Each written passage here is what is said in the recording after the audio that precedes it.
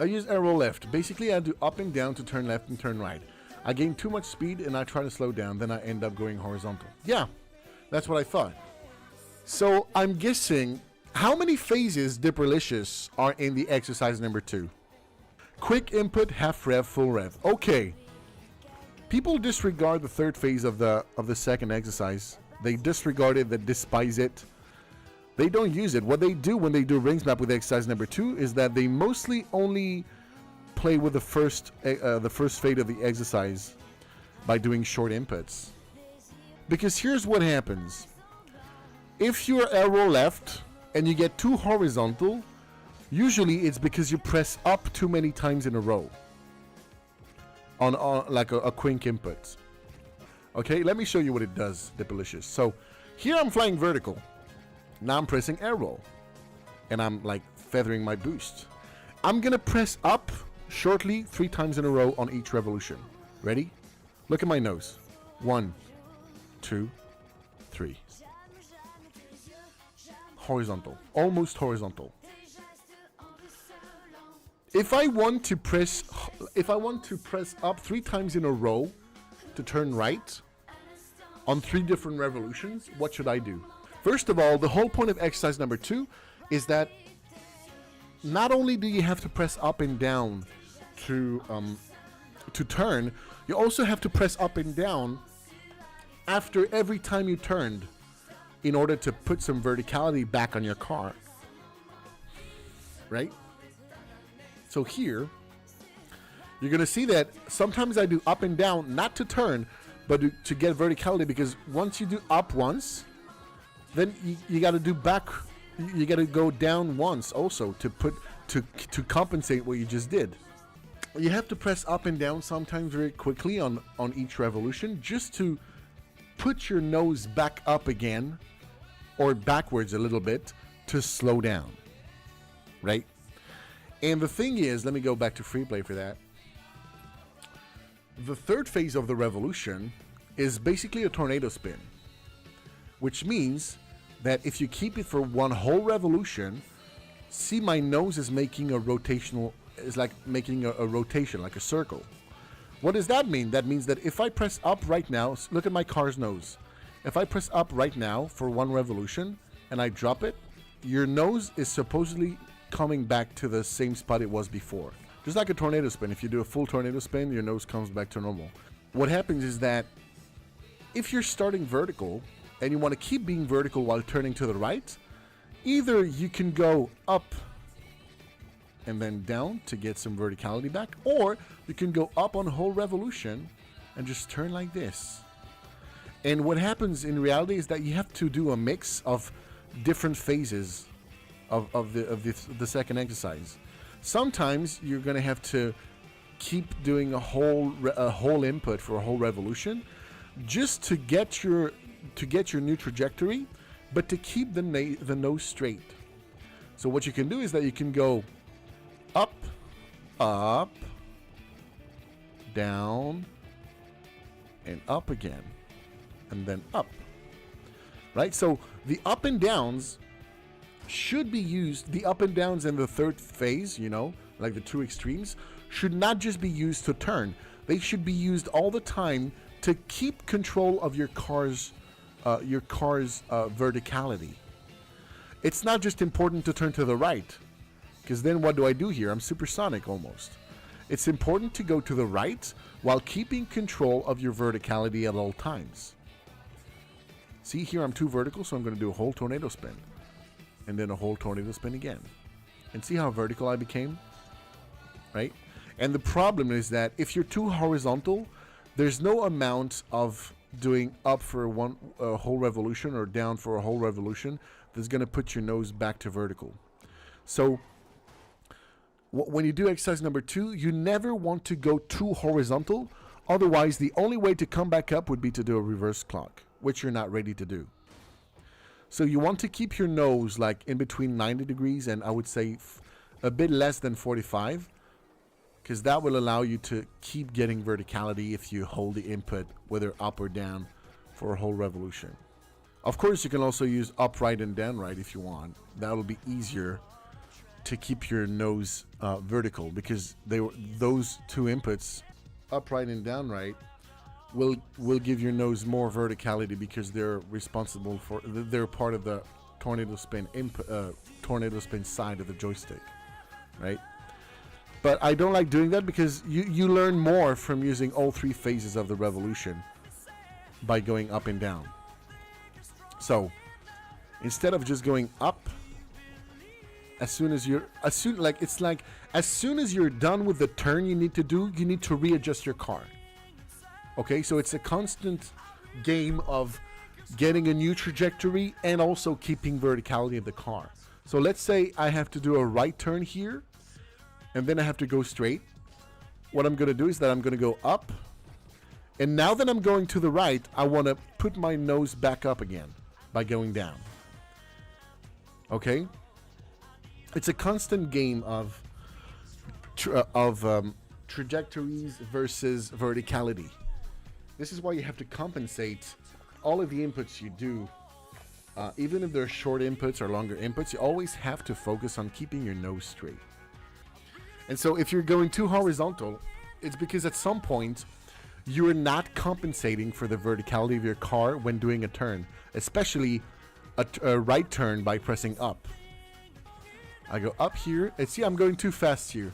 What I should have done right there would have been to press down instantly, just to put my car vertical a little bit and slow down. It's a constant work you have to do.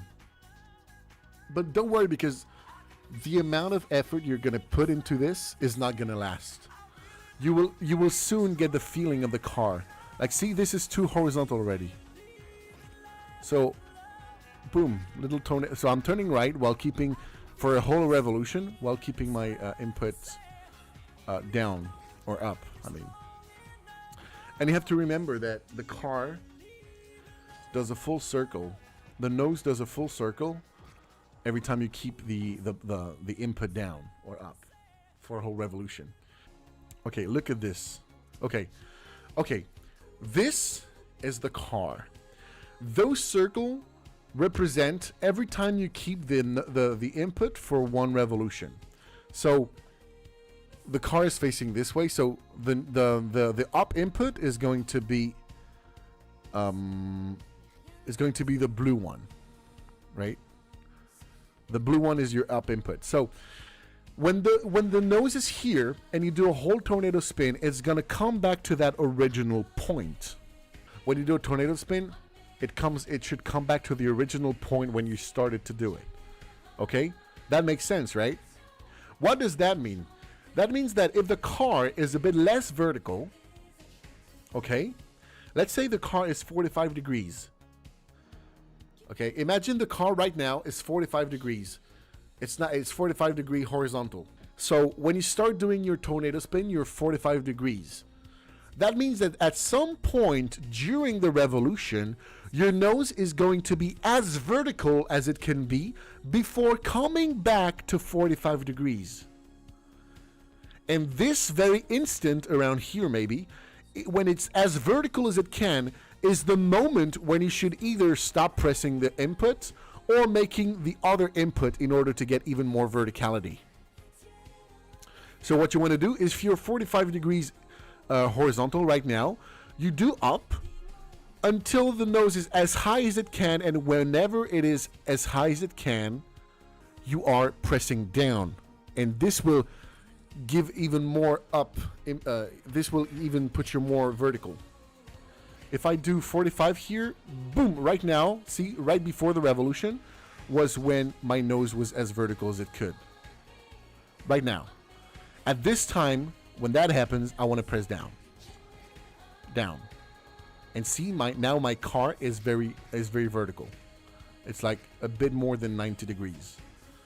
Why did that happen? Because I was 45 when I started, and as soon as it's as vertical as it can, so that means that you have to, if you're not vertical, that means that you will be vertical during the inputs before the revolution is over.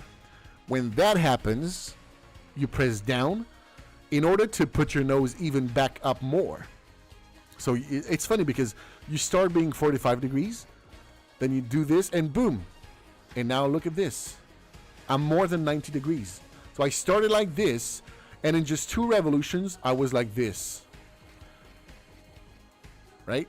And this is the mistake that people do most of the time because they keep pressing up to go to the right. They get horizontal. The right thing to do later on, once you're better and once you're doing reverse clocks, is to do a reverse clock, a fast one. Right? So you're like this, and if you just do this, boom, you're vertical. But that's for later. And I did this in 1 revolution. So reverse clocks are really great. The reverse clock are the most important thing. They're also the hardest because they require rhythm, and they also require a good understanding of the feeling of your car when you're pressing the inputs. So every time you press an input for 1 revolution, a circle is going to happen, and if you keep the input for the whole revolution, your car's nose will come back to its original position. That also means that there's a certain time, if you're like 45 degree into the revolution, where within the circle that your nose makes, it's going to be more vertical. When that happens, you want to press down or up. You want to press the opposite side. Is that clear for everybody? That's like a basic things that every tutorial should say, but nobody says it. That's why the exercise number 2 has 3 phases. This is why. Okay? And this is why when people disregard, they're missing out on an opportunity to control their verticality, their nose's verticality. So if you're going too horizontal, it's mostly because you're probably pressing up too many times in a row in short inputs, and you're not compensating every trajectory you're getting. You're not compensating the verticality. So what you have to do when you do a rings map while only doing exercise number 2 is that not only do you want to press up and down to turn left and right, you also want to compensate every turn you get. You want to be careful of the verticality of your nose and compensate it instantly as soon as you can. And you do that by using all 3 phases of the revolution. And on top of that, just to finish it up with this segment, it's important to know what the car does on a full revolution. What the car feels like when you do a whole revolution up or down, it's important to know. Because you will use that a lot when doing exercise number 2. And people disregard the 3rd phase of the exercises when the 3rd phase is really, really important. Because the 3rd phase is going to let you, if you have like a right turn twice in a row, right? Instead of just like having to go up, down to compensate yourself, why don't you just do once a full tornado while pressing up? Because your nose, if it's vertical, you will turn to the right and your nose will come back vertical. So like you're helping yourself not to overwork yourself. Because like, of course, like doing up and down, we get it. It makes you turn a little bit. But understanding that doing a whole tornado spin is gonna bring you to the right while not fucking up your verticality. Because when you do it, it's a bit scary because you cannot do anything while you're doing it. So if you do it at the wrong time, you're gonna mess up. But if you do it at the right time, you will feel, holy shit, I trusted that input for a whole revolution and I still have control. The 3rd phase of the exercise is a bit scary is what I'm trying to say.